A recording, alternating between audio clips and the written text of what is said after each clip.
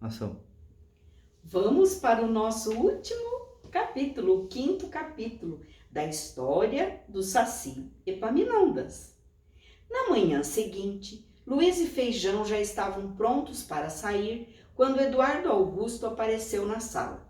Agarrou um pedaço de broa, colocou a mochila sobre a mesa e disse: "Eu tô dentro." Ninguém ainda sabia, mas essas simples palavras, "eu tô dentro", mais tarde se tornariam históricas, já que a partir dali muita coisa mudaria em Eduardo Augusto. A começar pelo nome. "É Duda", Luísa falou, olhando para o neto. "Como assim?" o menino perguntou, soprando um bom tanto de farelo de broa sobre a avó.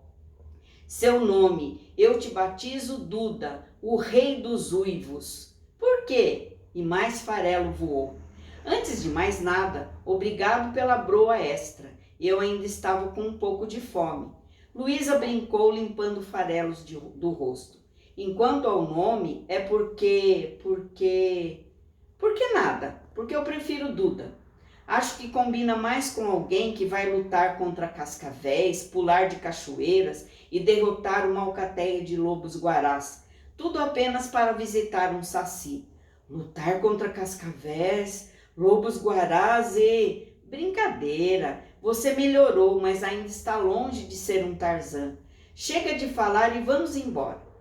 Segundo Luísa, um fazendeiro garantira ter visto Saci banhando-se na nascente do Rio Verde, que corta a Ravena, o vilarejo próximo ao sítio. Entusiasmada com a informação, adiantou-se ao neto e a Feijão e iniciou uma caminhada vigorosa e barulhenta, pois naquele dia sentia-se inspirada a cantar. Era um passo e um verso, um passo e um verso. É preciso dizer que a voz dela não era nada afinada, e talvez por isso é que Feijão procurava manter o máximo de distância possível, andando e cheirando lá atrás. "Antes de procurar, podemos descansar um pouco?" Duda pediu, e seu rosto suado e vermelho convenceu a avó. Debaixo da sombra de uma mangueira, tiraram um cochilo, coisinha pouca, só o tempo de se recuperarem o fôlego. Assim que acordaram, Luísa colocou todo mundo para procurar o Epaminondas, ou pelo menos algum sinal de sua presença. Reviraram o alto das árvores, a curva das pedras, o rendilhado de margaridas que enfeitava as duas margens do rio, procurando pelo Epaminondas, de quem não encontravam um sinal sequer. Segundo Luísa, o Saci provavelmente achou aquelas águas muito frias e foi nadar em um outro trecho de água mais quente. Exaustos, ficaram esticados nas pedras e jogando conversa fora, acompanhando o sol deslizar enquanto anoitecia. Voltaram para o sítio quando a lua já os observava. Quando chegaram em casa, Luísa preparou o fogão de lenha e, antes de despachar o menino para o banho: "Banho frio de novo? Já tomei lá no rio, não dava para me liberar, vó?" "Quem falou em banho frio, menino?" "Ué, estamos sem luz, não lembra?" Luísa surpreendeu-se, nem se lembrava que estava usando apenas velas e a luz das chamas. "Se preocupe não, pois vou fazer outras de minhas mágicas", ela disse. Foi até a caixa e fez ploque com a chave para cima. E eis que se fez luz novamente. "Como assim? Não tinha sido um acidente ou sei lá o quê?" Bem, Luísa enrolou um pouco, mas acabou revelando toda a história. O menino ficou passado. "Quer dizer que os banhos frios, ficar sem meu bate-cundum de manhã, tudo isso foi por nada?" "Mais ou menos." Luísa fez beicinho de culpada. "Vovó ficou tão feliz com sua companhia, me ajudando a encontrar aquele pestinha." Ela brincou, fingindo chorar de arrependimento. Mas o menino já tinha virado as costas e ido para o quarto. "Será que peguei pesado demais, Feijão?" O cachorro respondeu uma resposta de cachorro. Ajoelhou-se aos pés dela, balançou o rabo, deitou a cabeça entre as patas e fez roncando. Luísa gostou da resposta e por isso deu a ele um osso antes de ir dormir. Na manhã seguinte, ficou um pouco surpresa quando acordou e viu o neto arrumando a mochila. Tudo bem, quis saber. Uma bobagem o que você fez, mas te perdoo, o menino respondeu. Tomaram um café, arrumaram as coisas e Luísa disse, antes de abrir a porta: pronto. Pronto? Prontíssimo! Pronto e carimbado, Duda brincou. E seguindo pista atrás de pista, sinal atrás de sinal, a busca continuou até o final das férias. Fritaram sob um sol escaldante quando escalavam a Serra da Piedade, mas foram recompensados por uma chuva de verão que os fez desistir de procurar o Epaminondas, para não ter outra preocupação naquele dia senão tomar chuva. Mergulharam nos pequenos lagos que se multiplicavam no alto da montanha, de água esverdeada e gelada, para pescar, revirando as pedras do fundo e pegando os bagres com as mãos. Duda não conseguiu nenhum, mas pôde sentir uma dúzia de peixes escorregar entre seus dedos, e uma dúzia de vezes gritou de susto. Galoparam numa noite em que a lua cheia esbanjava luz sobre o vale, depois acamparam no mato e acenderam uma fogueira para comemorar a lua cheia. Por fim, voltaram inúmeras vezes à toca do lobo sem rabo, o lugar preferido de Duda. Ele não desmaiou nenhuma das vezes, mas em todas continuou saindo de lá como se tivesse feito uma visita ao planeta Marte. Uma tarde, enquanto bebericavam limonada sentados na varanda, o menino disse: você é uma ótima contadora de histórias, sabia, vó? Como assim? Toda essa conversa sobre... Tá bom, já sei o que você vai dizer, eu confesso, pronto. Ufa, até que enfim, por que inventou tudo isso? A história do tal Saci? Do que você está falando? Quem inventou o quê?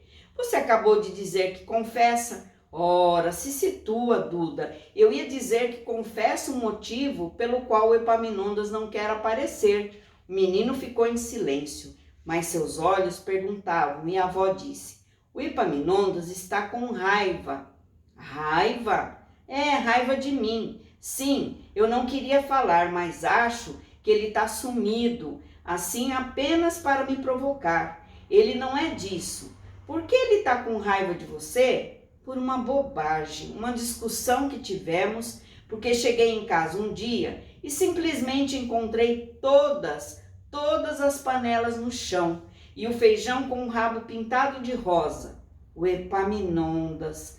Claro que não perdi um segundo para saber que foi ele. E o danado ainda teve coragem de chegar aqui em casa à noite, fumando aquele cachimbo fedorento e com a cara mais lavada do mundo, pedir para eu fazer uma feijoada para ele e com muita linguiça.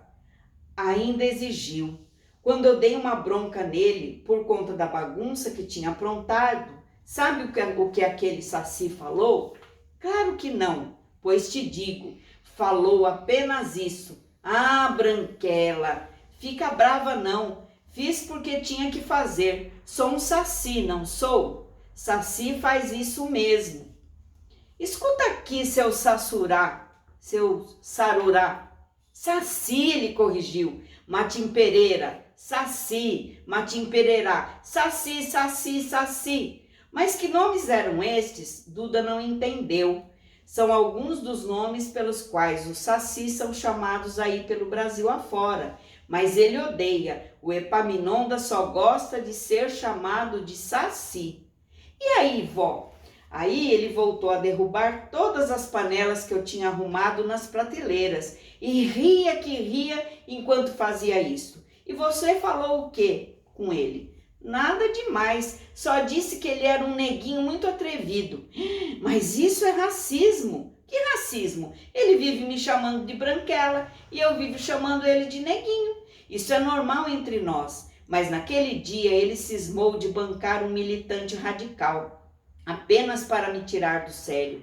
Dava uns tragos no cachimbo e discursava, dizendo que eu não passava de uma branquela doida para que voltassem os tempos da escravidão e que só faltava eu andar com um chicote para bater nos negrinhos da senzala. E que eu não deveria dizer neguinho, mas afro-saci brasileiro. E mais um monte de besteiras. Eu fiquei pasma. Quem aguenta isso? Um saci fazendo discurso politicamente correto. Era só o que me faltava. Mas eu fiquei com uma raiva tão grande que peguei uma vassoura e botei ele daqui para fora. Ah, por isso ele ficou com raiva. Acho que sim. Ele adora me azucrinar, mas nunca ficou tanto tempo desaparecido. Ou então não foi com a sua cara. Ou então é porque ele existe só aí dentro da sua cabeça. Pelo amor de Deus, né, Duda? Não acredito que agora você está com essa história. Você inventa um saci que não aparece e eu estou com história? Quer saber? Desisto de você. Vamos dormir, que amanhã sua mãe vai chegar aqui cedo. No dia seguinte, a mãe de Eduardo Augusto veio buscá-lo. Quando desceu do carro e viu o menino, ficou simplesmente paralisada. Os olhos estufaram, as sobrancelhas se arrepiaram, o queixo caiu. Quer dizer, não caiu, mas se tivesse jeito, caía na grama. E ela teria muita dificuldade para recolocar no lugar, pois para o momento estava mesmo apalermada. Eduardo Augusto, que ela não sabia ainda ter se transformado em Duda, tinha perdido a pálida tonalidade de sala de televisão, estava bronzeado e seu corpo tinha as marcas dos lugares por onde passara. O risco de um galho, o corte de uma pedra da cachoeira, o machucado que arranjara, tentando apanhar goiaba, o pequeno inchaço onde um mosquito picara, o cabelo marrom tinha adquirido um tom solar, cabelo de surfista. Eduardo Augusto, a mãe gritou, quando finalmente conseguiu dizer alguma coisa. Eduardo Augusto, ela repetiu um pouco mais baixo, caminhando na direção dele. Precisou chegar muito perto para acreditar que era mesmo seu filho. Voltou a duvidar quando entregou ao menino um jogo que ele insistentemente pedira, mas que até então recusara-se a comprar por considerá-lo muito violento. Desta vez, para compensar a longa ausência, resolveu presentear o menino. Duda recebeu o jogo e disse apenas: "Que bacana!", ao invés de sair derrubando tudo em direção ao computador, como seria o normal. "Querida, vamos lá dentro tomar um chá de camomila, que é bom para acalmar", Luísa chamou, socorrendo a filha, cada vez mais atordoada. Começava a anoitecer quando foram embora. Luísa deve ter explicado alguma coisa à sua filha, pois ela agora parecia novamente uma pessoa em seu perfeito juízo. A mãe ajeitava calmamente as malas no carro, enquanto Duda juntava o resto das tralhas espalhadas pela casa. "E aí, vó, você vai continuar procurando pelo Epaminondas?" "Claro, quer ficar e me ajudar?" O menino apenas riu e balançou a cabeça. Desceram em direção ao carro juntos, combinando de se verem na próxima chuva de meteoritos, ou no próximo aniversário do Sol, ou talvez no próximo eclipse da Lua. Essas coisas normais que combinamos com quem a gente gosta. Então trocaram beijos e o menino foi para o carro. Chovia quando pegaram a estrada em direção a Belo Horizonte. A mãe ficou vigiando Eduardo Augusto com o canto do olho. Depois falou: "Sua avó veio com aquela história para cima de você também, não foi?" "Que história?" "Do Saci." "Como você sabe?" "Ora, todo mundo sabe." "Todo mundo sabe o quê?" "Que sua avó não perde a oportunidade de enganar alguns netos que passam férias aqui, inventando a história do tal Edmondas." "Epaminondas, mãe." A mãe gargalhou. "Então é verdade? Você não escapou dessa história? Sabe até o nome do Saci?" "Aposto que teve o enredo completo. buscas na mata, ela preparando comida para o tal, chorando de saudades quando encontrava algum gorro. Pior que teve. Mas você disse a alguns netos, ela não faz isso com todos, apenas alguns. Não me pergunte por quê, pergunte para sua avó, ela que sabe. Antes de você, o último que esteve aqui foi o Julinho. E o que ele achou disso tudo? Sei não, mas voltou diferente para BH. Não demorou 2 semanas e entrou para aquela banda barulhenta. Sério? Eu sempre achei que o Júlio já tinha nascido roqueiro. A mãe gargalhou antes de dizer: roqueiro, essa é boa. Dia sim, outro não, vivia doente. Ou quando não estava doente, fingia que estava. E aí? Aí que um dia sua avó apareceu em BH e trouxe o Júlio para cá. Sabe que ele jura que viu o tal Saci? Verdade? Claro que ninguém leva a sério. Por quê? Eduardo Augusto? Quem? Duda? O quê? Pode me chamar de Duda, por favor. A mãe ficou olhando o menino uns segundos. Pode ser? O menino repetiu, meio informando, meio pedindo autorização. Ela não respondeu, apenas continuou, soletrando com alguma dificuldade o novo nome. Duda?